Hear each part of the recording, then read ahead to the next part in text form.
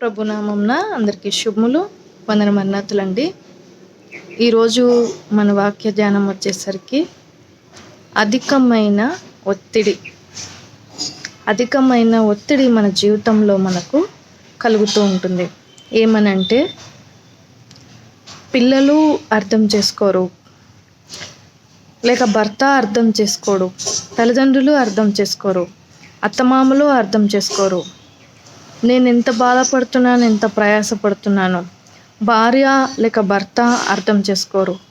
ఎవరు అర్థం చేసుకునే వాళ్ళుగా లేరు. అందరికీ కావాల్సింది డబ్బు. అది ఉంటే వీళ్ళందరూ సంతోషంగా ఉంటారు. అది ఉంటే చాలు వీళ్ళకి.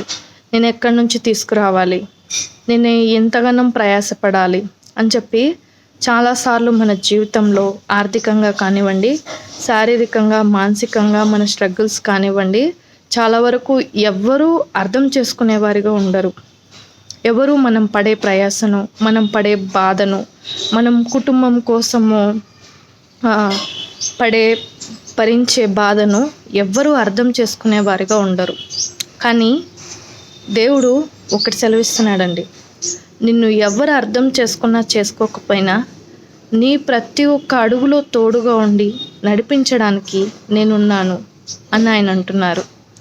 కనుక మనం చేయవలసింది ఏంటంటే మనుషుల ప్రేమను, మనుషుల సహాయాన్ని, మనుషుల తోడును, మనుషులు అర్థం చేసుకునే గుణాన్ని మనము ఆలోచించి మనం బాధపడినట్లయితే మన జీవితంలో మనకు నిరాశ, కృంగుదల, ఇంకా అవమానము, అన్ని విధాల. ఎందుకంటే మనుషుల్ని మనం ఎంత ప్రేమించినా వారికి ఎంత భాగము అనంటే నీ ప్రేమలో కానీ, నీ డబ్బులో కానీ నువ్వు ఎంత భాగం ఇచ్చినా కూడా వారి ద్వారా తిరిగి మనము తృణీకారమే పొందుకుంటాము.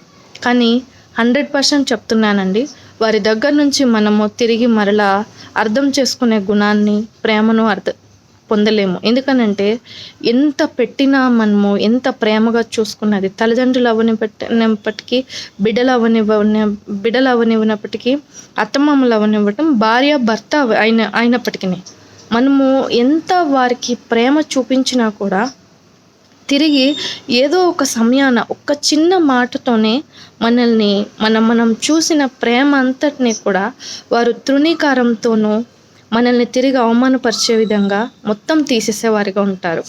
కానీ ప్రభు అలా కాదండి. మనం నమ్మిన దేవుడు అలా కాదండి. మనం ఎటువంటి కష్టం వచ్చినా, ఎటువంటి బాధ వచ్చినా మనుషులు మనకు సహాయం చేయరేమో, కానీ నువ్వే చేసుకున్నావు, ఇదంతా నువ్వే ఇదయ్యావు, నీ కర్మ, నువ్వు అనుభవిస్తున్నావు అని మాట్లాడతారు. నువ్వు చేసింది దేనికోసం? కుటుంబం కోసం. కానీ అర్థం చేసుకోరండి మనుషులు. కష్టం వచ్చినప్పుడు ఒకలాగున, బాధ వచ్చినప్పుడు ఒకలాగన, అన్నీ ఉన్నప్పుడు ఒకలాగన. అంటే మనుషుల పరిస్థితి ఎలా ఉంటుందనంటే, నీకు అన్ని విషయంలో మేలు జరిగినప్పుడు నిన్ను నెత్తిన పెట్టుకొని మోస్తారు. ఏదన్నా నువ్వు బాధపడి, దిగులు పడి, నువ్వు కృంగుదల్లో ఉన్నప్పుడు వారు నిన్ను నెత్తి మీద నుంచి అమాంతం దించి కిందకు పడేసేవారుగా ఉంటారు. కనుక మనము మనుషుల మాటను, మనుషుల ప్రవర్తనను, మనుషుల స్థితిగతిని మనము లక్ష్య పెట్టేవారముగా ఉండకూడదు. ఒకరు వచ్చి అంటారు, సిస్టర్ మీరు చాలా బాగున్నారు, లేదు బ్రదర్ మీరు చాలా బాగున్నారు, లేదు ఇంకొక ఫ్రెండ్ ఎవరైనా అన్నప్పటికీ అంటారు. ఇంకొకరు వచ్చి ఇంకొక మాట అంటారు.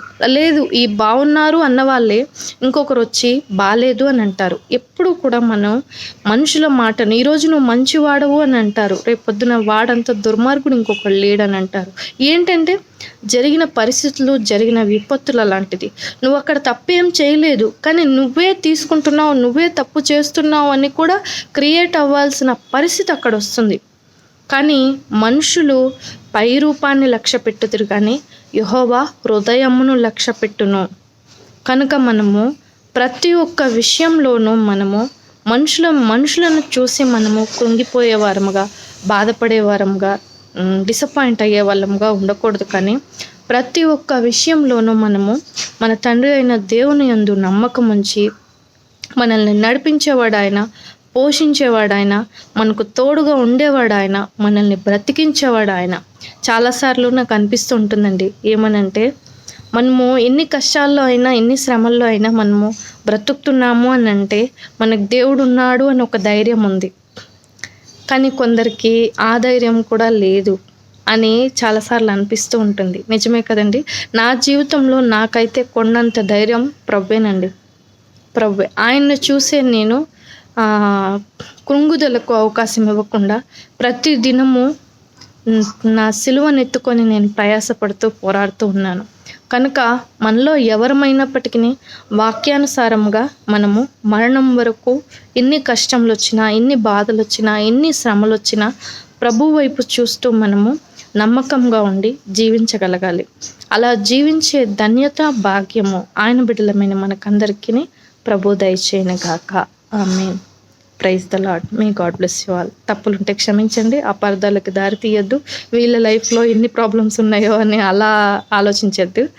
కనుక praise the Lord. God bless you.